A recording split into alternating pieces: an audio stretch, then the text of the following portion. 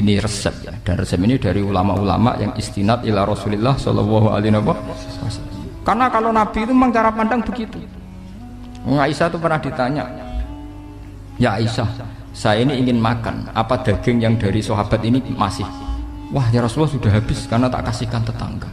Itu Nabi tidak marah-marah, malah bilang, kamu benar Aisyah, kamu keliru, yang kamu kasihkan tuh yang masih.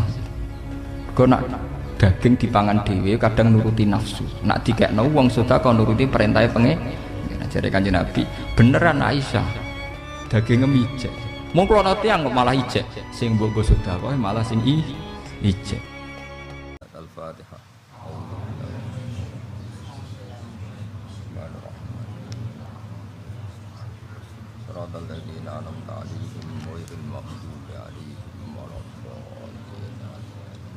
Jadi ngeten ya, khusus Kanjeng Nabi Muhammad sallallahu alaihi wasallam, karena beliau Nabi dan Sayyidul Awalin wal Akhirin, itu punya aturan-aturan hukum yang lebih ketat sebagai ciri khas orang yang benar-benar dekat dengan Allah Subhanahu wa Ta'ala. Misalnya Nabi itu tidak boleh menyimpan rezeki lebih dari kepentingan 3 hari.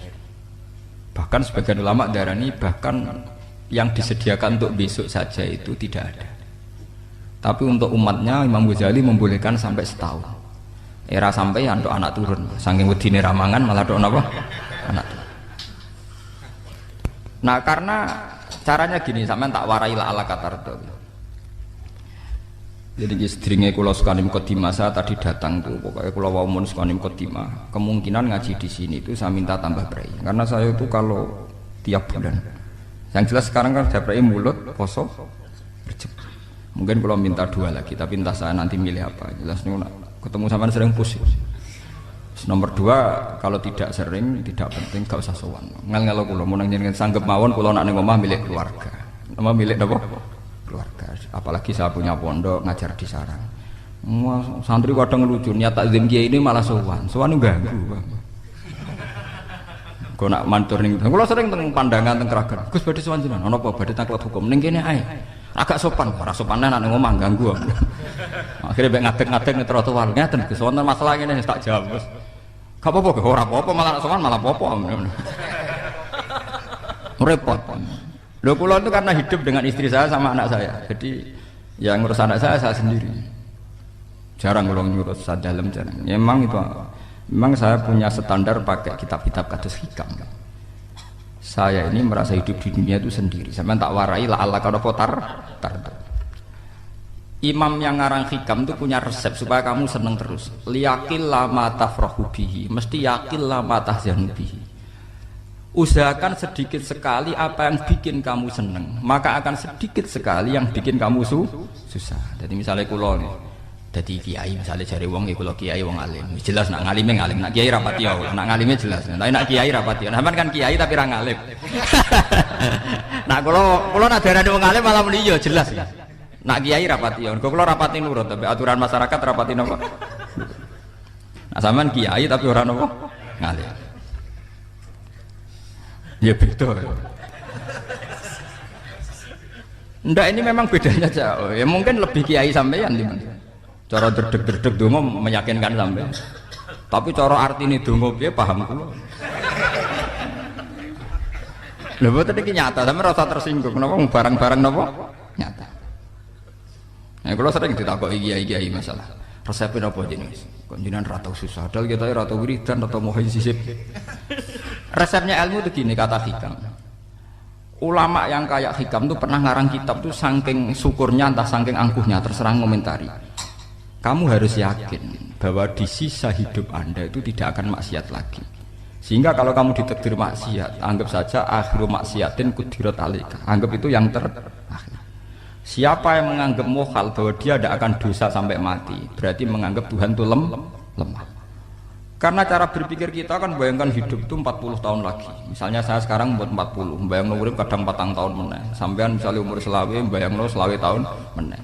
Sehingga nganggep dalam durasi ini selawe tahun kok orang maksiat kan mohal. Apalagi sama sudah tahu maksiat itu bakatem, paham?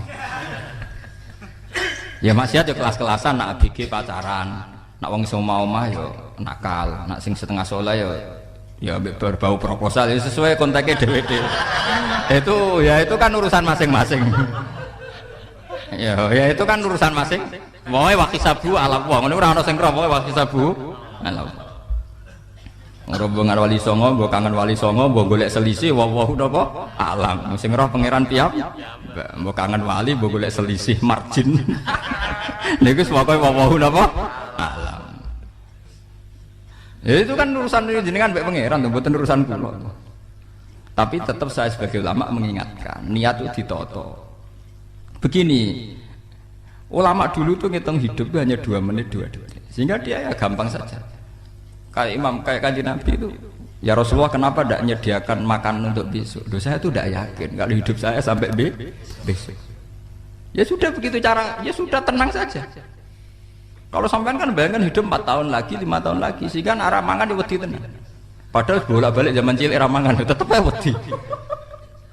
Jadi cara berpikir Nabi itu begitu. Begitu juga cara pikir sahabat, cara pikir ulama-ulama yang waras itu begitu. Loh, saya itu pernah melarat di Jogja zaman pertama merantau. Itu kalau santri saya bilang, Gus kok tidak punya beras nih? Lagi apa yakin nak sesuk urip Pak? Kowe buta mangan sesuk, anak sesuk ijek napa? Urip.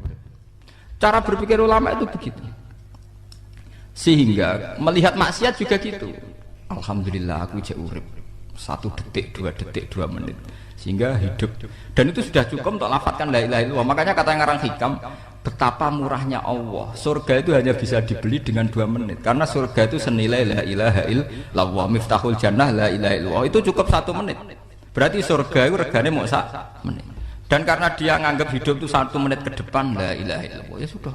Dia ngitungnya hidup itu per menit. Kalau sampean kan enggak, per 10 tahun, per 20 tahun. Sehingga kriminal betul, cara pandang sampean itu kriminal betul. Juga bayang kudu di duwe, kudu di bojo, nak kiai kudu di pengaruh. Lah kalau saya ndak, saya meskipun tidak sehebat itu, tapi mewarisi keilmuan mereka. Jadi misalnya saya jadi ulama itu bayang nong di santri mau sitok Islam pokoknya ke Ahmadiyah ya gitu saja. Ya pokoknya ya sudah gitu. Orang bayang nong santri yang kelambinan takwa khusyuk salam tempel, demen gelo, demen apa? Lo tanyakan santri-santri saya itu mungkin belum pernah nyuri istri saya bikin kopi. Bisa dihitung. Karena saya itu sederhana saja. Misalnya saya pergi dari Jogja, ini yang nyata salam. Bayangno bojo gue semaca, gawekno kopi, buka no lawang malah kecewa. Seperti umumnya orang kan gitu. Semerantau ada bayangno bojo gue nyuambut, digawekno kopi, digodhogno banyu hangat untuk man, bareng teko bojone wangep kukur-kukur. Karena tarifnya dia ideal, maka mudah kecewa kalau itu tidak terjadi. Nak kula mboten, sebayangno kok Jogja pokoke bojoku cek uta Islam. Nak sholat 5 bulan ya sudah gitu saja. Pakai standar-standar yang minimalis. Saya dari rumah bangun sampai ngaji ya, pokoknya melek. Ya sudah nak sholat madem napa. Mulanya sudah gitu saja. Andai kan saya pakai standar maksimal, maka akan mudah kecewa. Rasulullah juga begitu. Rasulullah itu ngadepi Sayyidah Aisyah itu ya begitu, ngadepi Hasan Husain. Sehingga tidak ada cerita Nabi mudah kecewa betul. Karena Nabi bayangkan anak istrinya itu ya minimalis sekali. Urusan dunia loh maksudnya minimalis sekali. Misalnya Nabi pagi-pagi tanya, ya Aisyah apa ada sarapan? Enggak ya Rasulullah, ya idzan asumu, kalau gitu saya puasa. Kalau sampean usul-usul ora digekno kopi wong wedok apa? Itu kan repot. Muni-muni ittiba sunnah Rasul tapi enggak pernah sampean mendekati sunnah napa? Rasul. Sehingga ya tenang saja Nabi. Saya tuh alhamdulillah bisa niru dalam gitu-gitu tuh bisa. Makanya ini kiai muda paling enjoy. Banyak kiai-kiai yang sepuh itu kalau urusan gitu konsultasi Mas. Gus resep apa kain? Ini kula resep era dekarep apa. Juga saya tidak pernah bayangkan apa tanggaku seneng aku atau ora sing ngaji aku kecewa itu tidak pernah bayangkan. Sampean itu kan makhluk, tidak penting. Kecewa tidak kecewa itu tidak penting. Saya itu orang alim, ngerti ini warido kamat lubi, ora waridokum. Yang tak goleki ridane pangeran, ridane sing ngaji, ridane konsumen. Itu apa? Makhluk tidak penting. Itu harus dilatih. Harus napa? Sehingga orang tuh kalau biasa sholat, maksudnya biasa ta'alluq be Allah, mesti la'alla katardo, mesti gampang puas. Karena dia iktifa ngalap cukup be Allah Subhanahu wa ta'ala. Saya sebagai manusia juga sering ditangisi istri, misalnya saya sering ke Jogja sendirian. Nah ninggalan nopo, ninggalan ibu mini pangeran. Misalnya mati ninggalan ya paling aku mau ngapain nih suaraku. Paling wong nangis gue kegiatan, pakai gue. Bukan Bapak. Ingin saya bahwa konstitusi ulama itu masih iktimat Allah. Kalau kita kan enggak. Cara berpikir kita ngaji itu ideal sing ono podium, sing ngaji kelaminan takwa kabeh, ketunan kaji kabeh, ndiluk kabeh. Kita kan pakai standar-standar yang dengan asumsi kita.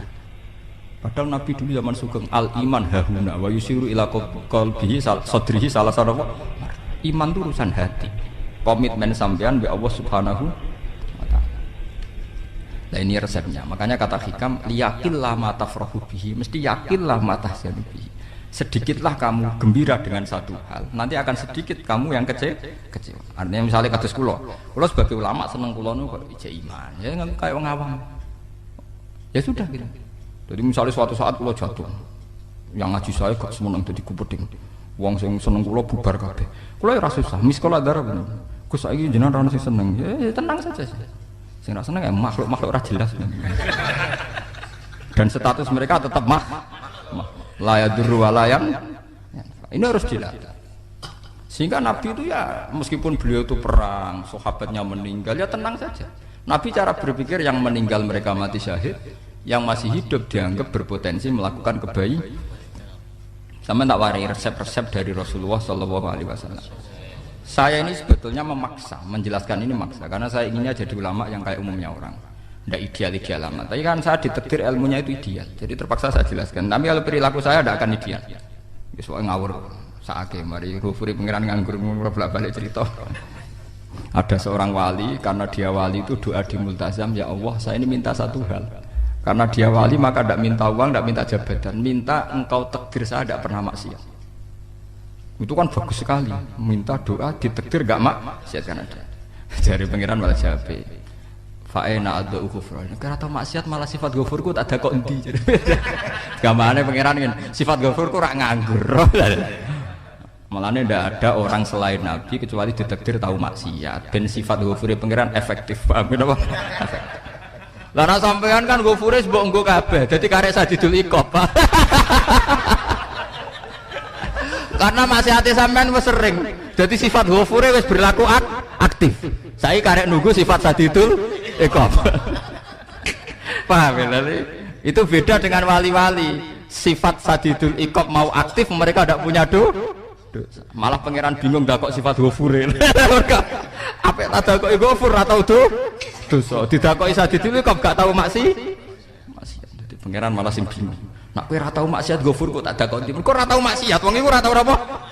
Didakoki sadidul iqab gak mungkin ora tau maksiat. Lah pangeran ape dakok ghafur kan syaratnya dosa sik. Sampean kan walian. Ghafure wis dientekno. Keseringan kepake, paham ya? Karek nopo? Karek sadidul iqab. Ya itu memang standar Tuhan. Semua Quran itu kalau nyeritakan gitu. Nabi ibadi anni anal ghafurur rahim.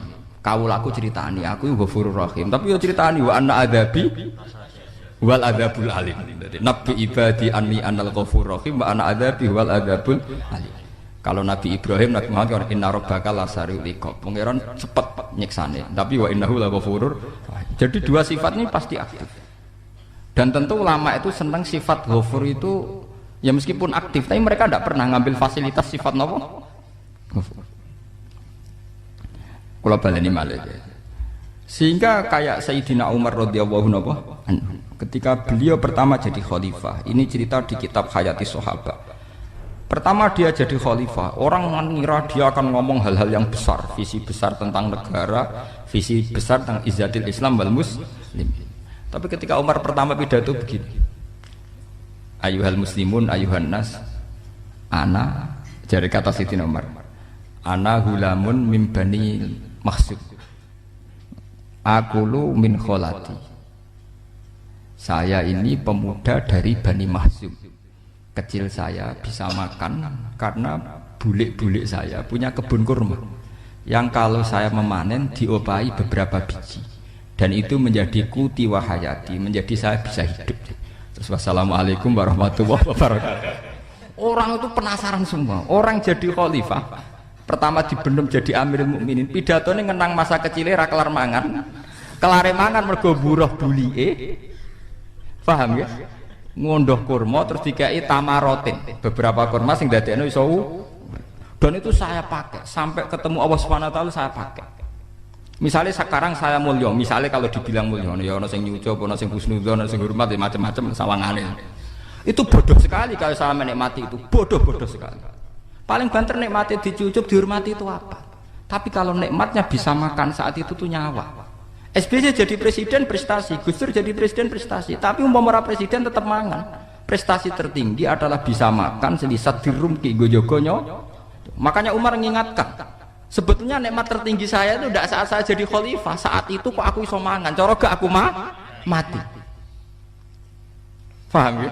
Jadi itu luar biasa. Kita ini kan menjadi angkuh karena ngitung nikmat itu yang besar-besar, punya prestasi, punya. Kalau saya enggak, ngitung nikmat ya kelar mangan gak mati, kan gampang. Sehingga saya tidak mudah kecewa karena tarifnya minimalis, gak gampang apa? Jadi misalnya kalau kapan-kapan kok berhubung, Gus ini Tuhan rasanya jenengan ngeten-ngeten, oh makhluk itu ya gak apa-apa. Kalau disetatuskan kiai kan seakan-akan ngomongnya sakral, seakan-akan mandi. Tapi nak tak status, oh makhluk itu ngomong ngono ya sudah kan. Menjadi ringan kan kalau distatuskan sebagai apa? Makhluk. Tentu makhluk statusnya la yadurru wala yanfa. Nah di sini ini pentingnya orang-orang ahli tauhid tentu tidak punya kesusahan. Innal ladzina qalu rabbuna Allah tsummas taqamu. Itu mesti tidak ada kesusahan sama sekali. Misalnya ulama-ulama dulu mau mati ya tenang saja. Mati kedua itu mati paling menantang, menyenangkan sekali. Karena mati yang seru itu mati zaman Al-Adam. Misalnya saya kelahiran tahun 70. Tahun 40 50 kan belum ada saya. Itu mati yang sejati karena Al-Adam, napa? Al-Adam tidak ada. Mati yang nanti itu mati yang petualangan karena saya mati setelah menyaksikan kekuasaan Allah, setelah husnudzon sama Allah, sehingga mati yang menuruti kerinduan akan ketemu sang kekasih.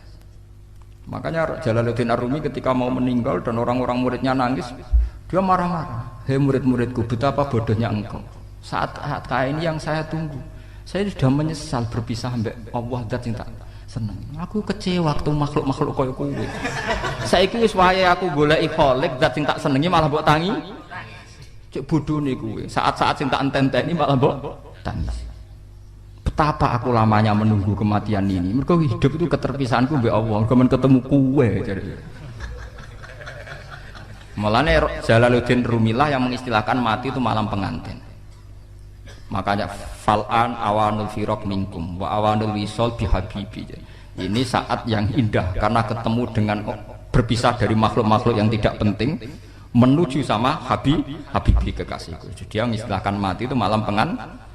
Semenjak istilah itu populer sehingga di Jawa ana ngipi dadi nganten takwilane mati. Itu filosofi sufi, ya filosofi napa? Lah niku tenan. Begitu juga sahabat-sahabat dulu. Bilal itu mau meninggal, anaknya udah nangis. Bilal lagu ya. Ditanya sama anaknya, kenapa anak-anak kamu nangis? Dan jenengan badhe kapundhut. Aku malah seneng nang mati. Hudan nalqal akhibah Muhammadan wa hisbah. Aku nak urip ketemune mbek kowe terus. Malah nak mati ketemu Nabi Muhammad. Hudan nalqal akhibah Muhammadan wa hisbah. Nah, dengan cara pandang begitu maka hidup itu enjoy saja. Ya, saya sebenarnya keberatan pakai kelas ini, keberatan karena saya harus ngulang sampean-sampean itu. Ya makanya potensi kayak saya tentu mengurangi jadwal ketemu. Makanya saya mohon kalau tidak penting itu jangan sungkan. Anggap saja itu bagian dari hormat saya. Ya minimal sampai anak misalnya di duwe saya ketahui gue jajan pentol anak lah apa mau gue suwan bareng malah repot. Wes ganggu wong anak keleleran Pak.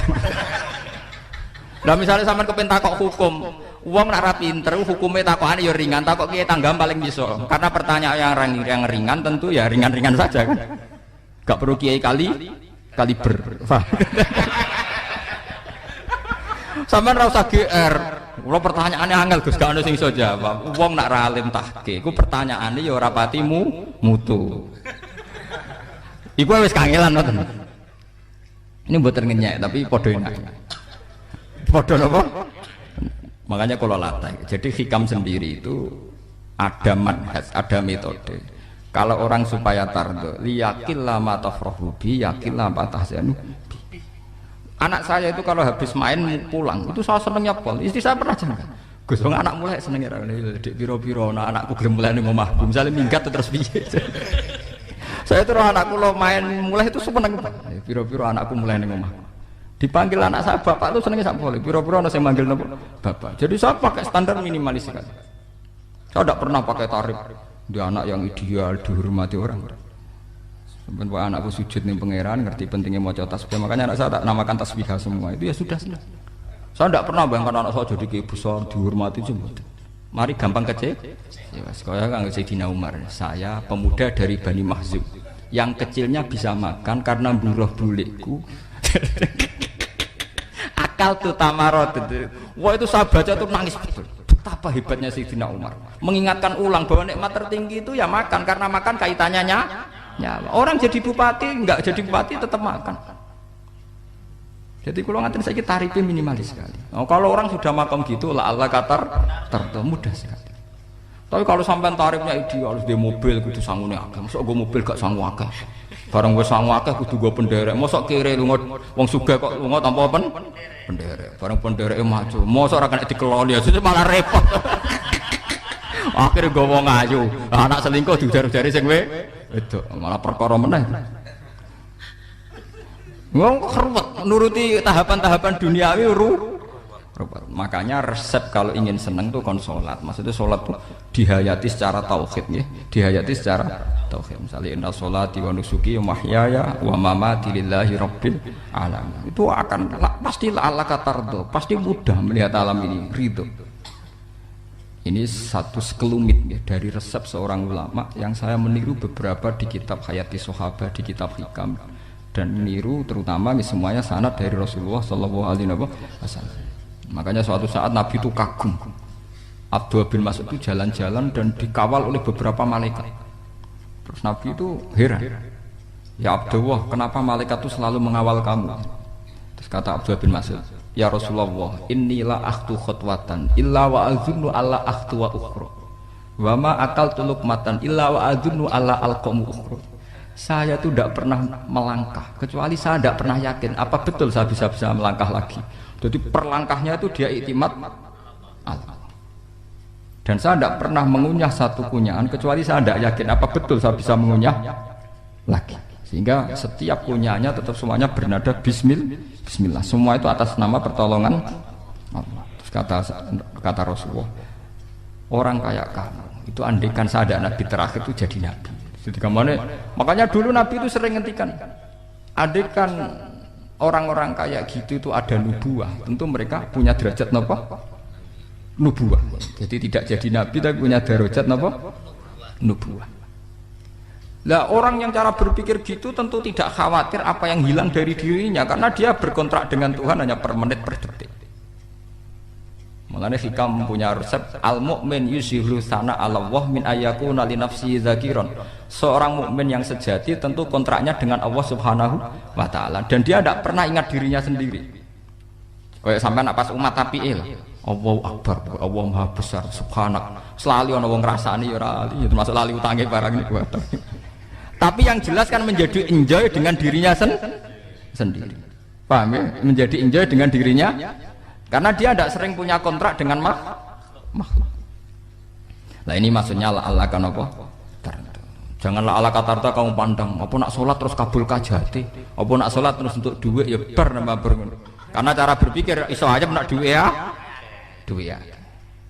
Dan ini resep ya, dan resep ini dari ulama-ulama yang istinad ila Rasulillah Shallallahu Alaihi Wasallam. Karena kalau Nabi itu memang cara pandang begitu. Aisyah itu pernah ditanya, ya Aisyah, saya ini ingin makan, apa daging yang dari sahabat ini masih? Wah ya Rasulullah sudah habis karena tak kasihkan tetangga. Itu Nabi tidak marah-marah malah bilang, kamu benar Aisyah, kamu piru, yang kamu kasihkan tuh yang masih.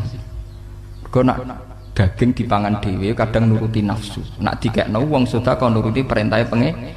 Jare Kanjeng Nabi, beneran Aisyah, dagingnya mijek. Mong kula tiyang kok malah ijek, sing mbok sedekah malah sing ijek.